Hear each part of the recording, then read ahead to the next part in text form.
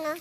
By the way, real name, Aiko. So, andito po kami sa province ng Romblon. Bayan ng Odongan. Yeah! LDR kami ng husband ko. So,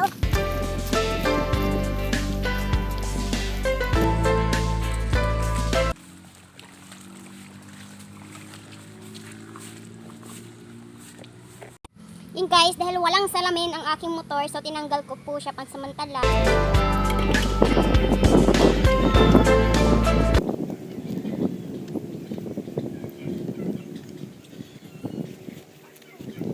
I'm done cleaning my motor.